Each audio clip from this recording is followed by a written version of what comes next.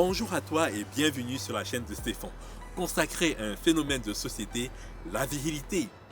D'ores et déjà, je t'invite à mettre un like, à t'abonner et à cliquer sur la cloche des notifications. Laisse-moi un commentaire ou une critique pour qu'on puisse continuer à débattre ensemble. A plus!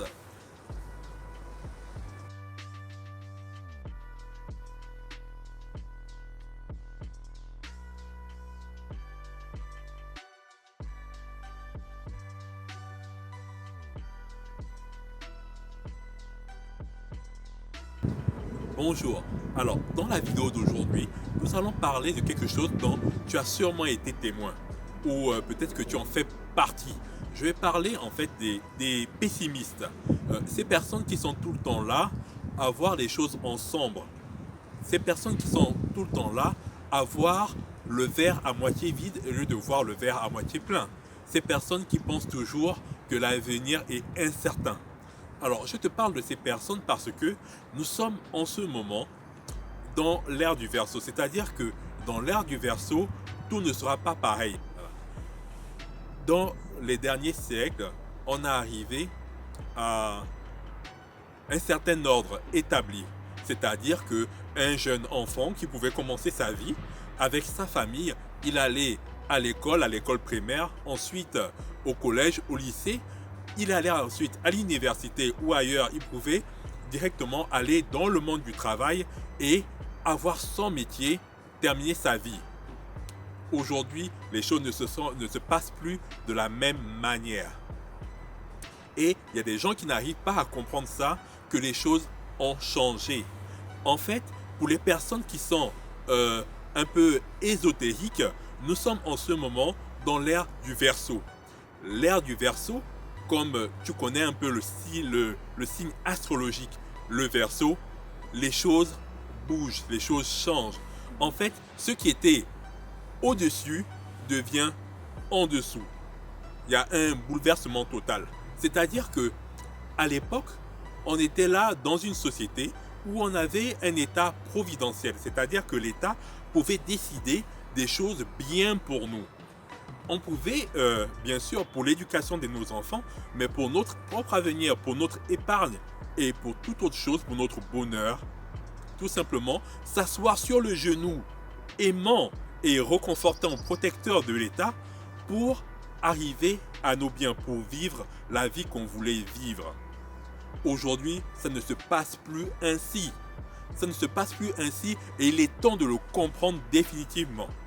Aujourd'hui, l'État est pour l'individu un prédateur. L'État est un prédateur, c'est-à-dire que l'État va mettre en place des procédés et des institutions pour pouvoir pensionner l'individu, pour pouvoir prendre de l'argent de l'individu. Et en contrepartie, il n'y aura pas ce côté protecteur, il n'y aura pas ce côté prophétique, il n'y aura pas ce côté maternant que l'État avait auparavant envers l'individu.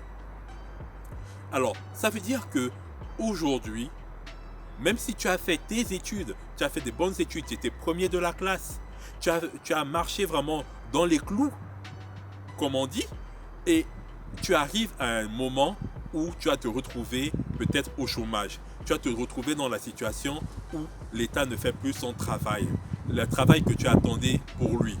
Tu te trouves dans une situation où le député pour qui tu as voté ne va même pas te protéger par rapport aux prédateurs, par exemple, de la finance ou aux prédateurs et autres, par rapport peut-être à l'immigration, par rapport à la délinquance, par rapport aux multinationales. L'État ne va plus te protéger, ni les représentants du peuple ne vont plus te protéger. En fait, ce travail de protection, ce travail maternant, tu dois le faire pour toi. Tu dois absolument le faire pour toi. Tu dois arriver à te développer personnellement, tu dois arriver à te développer financièrement, tu dois arriver à te protéger tout seul. Ne compte plus sur l'État. Et effectivement, que tu sois en Afrique ou en Occident, tu trouves beaucoup de mouvements de personnes qui sont pas habituées à ça, des personnes qui sont en train de se révolter. On voit à l'Occident Et en France où je vis, les gilets jaunes. Les gilets jaunes, ce sont là qui sont en train de revendiquer au président de la République, ils sont en train de revendiquer à l'État, aux députés. Ils demandent tout simplement de la protection. Ils demandent tout simplement de la reconnaissance. Ils demandent tout simplement que l'État fasse son travail de maternant. Or, les choses ne peuvent plus se passer ainsi. C'est comme dans les pays, africains, on trouve aujourd'hui des activistes qui sont en train effectivement de revendiquer, en train de demander des choses à leur État. Mais il n'en sera rien. Parce que aujourd'hui, c'est la prédation qui prédomine nos gouvernements. Il y a des multinationales, il y a les gouvernants et ils s'arrangent entre eux. Et c'est le peuple qui est au milieu qui en pâtit. Alors, pour éviter tout cela, pour arriver à traverser cette étape, arriver à traverser, à rentrer dans l'ère du Verseau, sans trop de casse, je te donne un conseil. Prends soin de toi, prends soin de ta santé, prends soin de ton intellect, prends soin de ton esprit. À plus.